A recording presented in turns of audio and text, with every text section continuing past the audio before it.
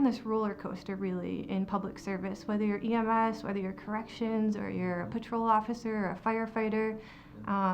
You go into work and you just don't know what kind of day you're gonna have, and that's really awesome, and that's why people wanna do it. But that's also the scary side of it. It's just that unpredictability and that you always have to be on the ready, and that's very wearing, mentally and physically. So we've done a really good job, I think, of training tactics. Like, yeah, we have policies and procedures. This is what you do. If you're a cop, this is how you do a traffic stop. This is how, if you're a firefighter, this is how you put out a fire. And this is, you're a medic. This is how we give, certain drugs or whatever. That's like tangible. But what we haven't done proactively, a very good job, it's starting to happen, but is how to manage that psychological component.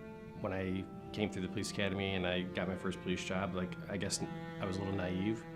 I had the thought process of, well, this is going to be hard charge all the time. We're going to have all this fun shit. We ain't got to deal with anything afterwards. You don't have any of the after baggage with it. And when it slaps you in the face, it slaps you in the face. But really, I don't. It's not that I was dumb to it. It's just I looked at it as like, man, you're just watching a TV show. And when the TV show is done, then you move on to something else, and it's not quite like that. I wish I had something at that time to get me through stuff like seeing a dead partner, dead babies, decapitated kids, suicides, teen suicides especially, but just all the stuff that they don't tell you about when you're signing up for this job. And you watch I call it carnage that police officers do with their personal lives, whether it be boozing, divorce, affairs, whatever. It's just, there's something new every day that's coming across on a text or a phone call. It's just like, you've got to be freaking kidding me. I mean, we walk in when there's a shooting and we know not to say certain things, and we make sure the guy's hydrated, and we make sure he gets counseling in the end, and da-da-da.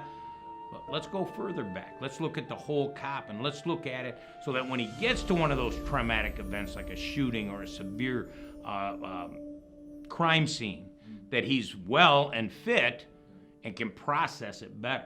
Me personally, I have a tendency to try to stuff stuff away and not deal with it. And that ultimately is what caused me issues, was just trying to ignore it, even though it was killing me inside. And then we have this whole, the whole family component that, our families, we go on the job and then you go home and they feel it too. And it's kind of like being on the beach, and the ocean, where you don't even have to go in the water and you're gonna get salt on you, just from being there. And trauma's the same way. You end up getting affected one way or the other.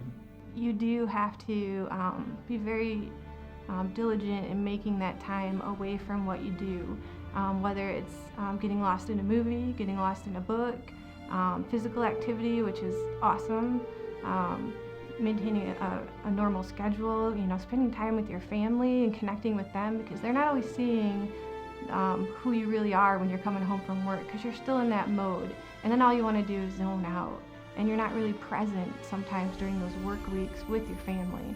We always assume it's trauma. We always assume it's work-related. It can be coming out at work, but it can be coming from somewhere totally different. And it's imperative that we, as human beings, watch out for each other.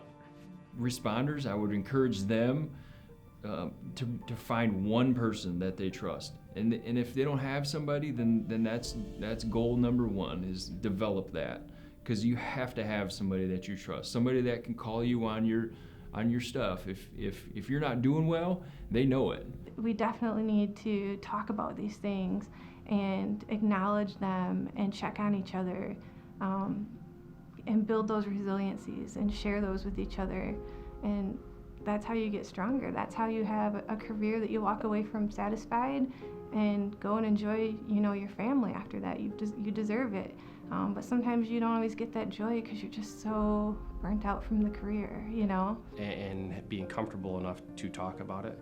And that's with her, with people that are not her, because, bless her little heart, but she's a fixer, and there's certain things like when I was in the middle of it, man, I didn't want to fix. I wanted to fix, but it wasn't a fix she could give me, and I didn't know what the fix was. And if somebody tells you about cumulative stress, not just that you're going to go on a traumatic event and it's going to screw you up for a while, or maybe you'll be just fine, you just don't know because everybody's different. But by the way, you're going to have little bits of stress throughout your whole career that's going to build up. And if you don't know how to empty that cup, there's going to be a problem. So let's talk about that. An old friend of mine is a police psychologist. He's a good man. And his famous saying is, there's more room on the outside than the inside. If I try to carry every person I've ever met or ever seen in my life on the inside and not talk about it and store it up, that's why cops die young. They die from the inside out because they're trying to hold all that in. You know, you feel kind of helpless, like you want to talk about it and kind of what can I do, and sometimes you want to fix it. There's not a fix, so sometimes just an ear to listen is all he needs, and sometimes not anything, just to kind of just be aware of it and be on standby for whatever it is. I think we don't give our spouses enough credit. I'm lucky, my wife's a cop, so when I come home, she listens, and she's good at it. Not always, but she's good at listening about police stuff. And that's where we need to get better at. We need to talk to your friends, talk to somebody. But if you try to keep it bottled up, you might as well make sure your affairs are in order, because they won't stay there. There's got to be less stigma about getting help.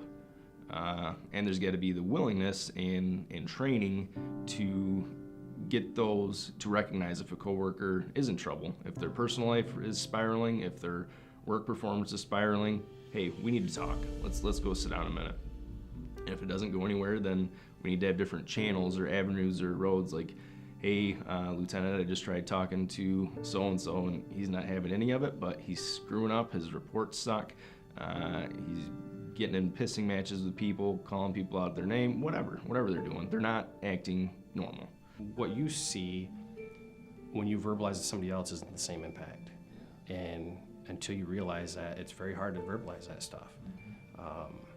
And I think that's where we've came the farthest, is me realizing, hey, me talking to her and telling her this crappy story isn't gonna have the same impact on her. It's still gonna be sad, but Right. It's not the same impact, mentally as it was for me. First of all, if it's a spouse that's not from that world, they signed on to be with you. Don't sell them short. You don't have to come home and tell them 21 stab wounds. You don't have to tell them you were covered in blood. I tried to help a young kid last night and he died in my arms. Keep it simple like that and let them feel some of your pain. If you don't have somebody to talk to get this stuff out, you need to find somebody, because you have to have an outlet. You have to have an outlet, and you have to be able to verbalize that stuff to lessen the impact in your head. And so let's see what they can take, but don't sell them short going, oh, they can't know about this. Maybe just clean it up a little bit. Yeah, they didn't sign on to wear the badge or to put on the helmet and the air pack. But still, man, we worked a fatal fire last night. You don't have to say that they burned all up. You can, they just died. Sometimes we get caught up in our work and in the things that overwhelm us, right? And we forget about the big picture. In a kind way, we need to remind each other that we're not here long enough to let that steal our joy, to let those things take away from our happiness and our being productive and our journey here. Don't get caught up in the overtime. Don't get caught up in the extra job. Don't get caught up in that where my 2 days off, all I'm doing is working to pay my child support or some bullshit boat payment that I don't even get to go out on. Manage your money, manage your life so that you're not always in that uniform. And I think people will find that there's a lot of just peace in that. As police, we go places and we have a solution. It's, the solution may not be the best solution, but it's, if the solution is arresting somebody and taking care of the problem's solved. This is one of those things that you don't, there's no solution to what happened. I think that was one of the biggest components for me, is you can't fix anything that happened. And being a fixer, or what I've been told is like the Superman complex, where you're used to fixing everything or handling everything or having a solution to everything, and then you don't. It doesn't necessarily feel like an honor when you're in that situation. It did take unfortunately a lot of counseling to figure out that being there in that moment is actually an honor, So I think that it's on us to watch, what are we? We're our brother's keeper. So we see somebody, we don't like the behavior, why can't we speak up? What's somebody gonna say in police work? F you, mind your own business. Ooh, that hurt, you know? You get that every third call. So I don't see why we shouldn't step up and try to help each other.